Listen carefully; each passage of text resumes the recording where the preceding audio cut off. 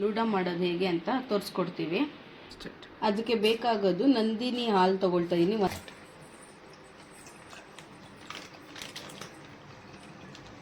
ಅರ್ಧ ಲೀಟರ್ಗೆ ಹಾಲಿಗೆ ನಾವು 100 ml ನೀರು ಹಾಕಬೇಕು. ನಾನಿಲ್ಲಿ 1 ಲೀಟರ್ ಹಾಲು ತೊಗೊಂಡಿರೋದ್ರಿಂದ 200 ml ಅಷ್ಟು ವಾಟರ್ ಹಾಕ್ತೀನಿ. 200 ಗ್ಲಾಸ್ ಆಫ್ ವಾಟರ್ ಹಾಕ್ತೀನಿ. 200 ml ಅಷ್ಟು ಫಲೂಡಾ ಮಿಕ್ಸ್ ಇದೆ. ಸ್ಟ್ರಾಬೆರಿ ಫ್ಲೇವರ್ ತೊಗೊಂಡಿದ್ದೀನಿ ನಾನು. ಇದರಲ್ಲೇ ನಿಮಗೆ ಪಿಸ್ತಾ, ಮ್ಯಾಂಗೋ ಎಲ್ಲ ಫ್ಲೇವರ್ಸ್ ಸಿಗುತ್ತೆ. ನಮ್ಮ ಮನೇಲಿ ಸ್ಟ್ರಾಬೆರಿ ಇಷ್ಟಪಡೋದ್ರಿಂದ ನಾನು ಸ್ಟ್ರಾಬೆರಿ ತೊಗೊಂಡಿದ್ದೀನಿ. ಸ್ಟವ್ ಆನ್ ಮಾಡಿ ನಾನು 1 ಲೀಟರ್ ಹಾಲು ತೊಗೊಂಡಿರೋದನ್ನು ಇದಕ್ಕೆ ಕಾಯೋದಕ್ಕಿಡಬೇಕು.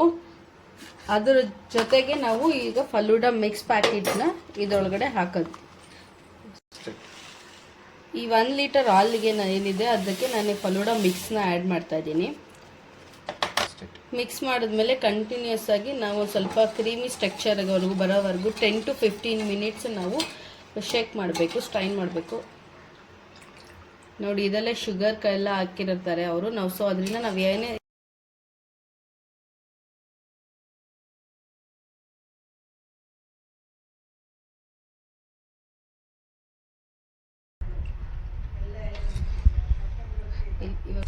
ನೋಡಿ ಇದರಲ್ಲೆಲ್ಲನೂ ಅವರೇ ಮಿಕ್ಸ್ ಆಗಿರುತ್ತೆ. ಇದರಲ್ಲಿ ಡ್ರೈ ಫ್ರೂಟ್ಸ್ ಕೂಡ ಆ್ಯಡ್ ಮಾಡಿರ್ತಾರೆ. ಬಟ್ ಅದು ನಾನು ಮೇಲ್ಗಡೆ ಈ ಡ್ರೈ ಫ್ರೂಟ್ಸ್ನ ಆ್ಯಡ್ ಮಾಡ್ತೀನಿ ಐಸ್ ಕ್ರೀಮ್ ಹಾಕೋವಾಗ.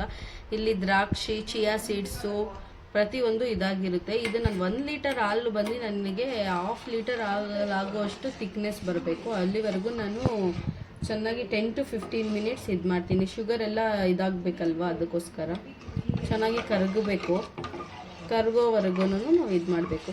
ಇದೆಲ್ಲ ಬಾಯ್ಲ್ ಆಗಬೇಕು. 5 ಮಿನಿಟ್ಸ್ ಆದಮೇಲೆ ಇಷ್ಟು ಚೇಂಜಸ್ ಆಗುತ್ತೆ ನಿಮಗೆ 10 to 15 ಮಿನಿಟ್ಸ್ ಆದಮೇಲೆ ಈ ಥರ ಬಾಯ್ಲಿಂಗ್ ಸ್ಟಾರ್ಟ್ ಆಗುತ್ತೆ. ನೋಡಿ, ನಿಮಗೆ ಕಾಣಿಸ್ತಾ ಇರುತ್ತೆ. ನಿಮಗೆ ಈ ಥರ ಬರುತ್ತೆ. ಇದು ಬಂದವಾಗ ನಿಮಗೆಲ್ಲ ಅದೇ ಮೇಲೆ ತೇಲುತ್ತಲ್ಲ, ಅವಾಗ ನಿಮ್ಗೆ ಗೊತ್ತಾಗುತ್ತೆ ಅದಾಗಿದೆ ಇಲ್ವಾ ಅನ್ನೋದಕ್ಕೆ. ಇದು ನೀವು 10 to 15 ಮಿನಿಟ್ಸ್ ಲೋ ಫ್ಲೇಮಲ್ಲಿ ಬಾಯ್ಲ್ ಮಾಡಿದಾಗ ಈ ಥರ ನಿಮಗೆ ಬರಬೇಕು. ಇದು ಬಂದಾಗ ನೋಡಿ, ಇಲ್ಲಿಗಿದ್ದಿದ್ದು ಮಿಲ್ಕ್ ಈಗ ಸ್ಟ್ರಕ್ಚರ್ ಕ್ರೀಮಿಯಾಗಿ ಇಲ್ಲಿವರೆಗೂ ಹೋಗಿದೆ. ಈ ಥರ ಆಗಬೇಕು ಚೆನ್ನಾಗಿ. ಕಡಿಮೆ ಇರೋದ್ರಿಂದ ನಮ್ಮ ಮನೇಲಿ ಸ್ವಲ್ಪ ಡ್ರೈ ಫ್ರೂಟ್ಸ್ನ ಜಾಸ್ತಿ ಯೂಸ್ ಮಾಡ್ತೀವಿ. ಇದರಲ್ಲಿ ಪಿಸ್ತಾ, ಬಾದಾಮಿ, ಗೋಡಂಬಿ ಎಲ್ಲ ಪೌಡರ್ ಮಾಡಿದ್ದೀನಿ, ಅದನ್ನು ಆ್ಯಡ್ ಮಾಡ್ತಾಯಿದ್ದೀನಿ.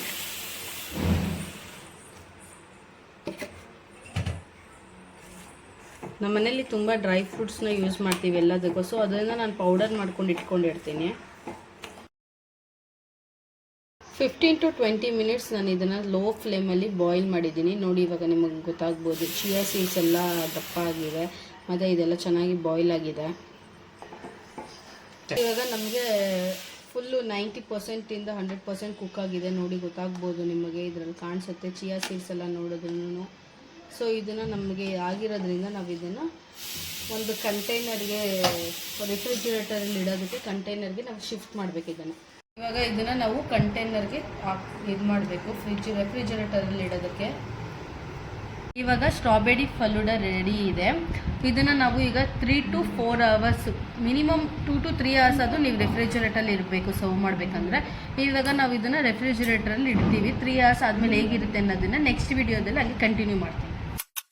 ಈಗ 3 hour ಆದಮೇಲೆ ಫಲೂಡಾ ಯಾವ ಥರ ಆಗಿದೆ ಅಂತ ನೋಡೋಣ ಬನ್ನಿ ಫ್ರೆಂಡ್ಸ್.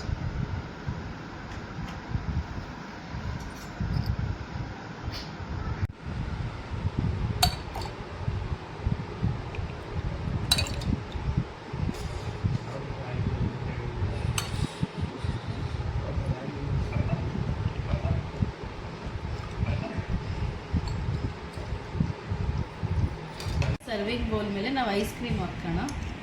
ಐಸ್ ಕ್ರೀಮ್ ಜೊತೆಗೆ ಇದನ್ನು ಕಾಂಬಿನೇಷನ್ನು. ಇದರ ಮೇಲೆ ನಾನು ಹೇಳ್ದಂಗೆ ನಮ್ಮ ಮನೇಲಿ ಡ್ರೈ ಫ್ರೂಟ್ಸ್ ಜಾಸ್ತಿ ಯೂಸ್ ಮಾಡೋದ್ರಿಂದ ಇದಕ್ಕೆ ಡ್ರೈ ಫ್ರೂಟ್ಸಲ್ಲಿ ನಾನು ಗಾರ್ನಿಷ್ ಮಾಡ್ತಾಯಿದ್ದೀನಿ.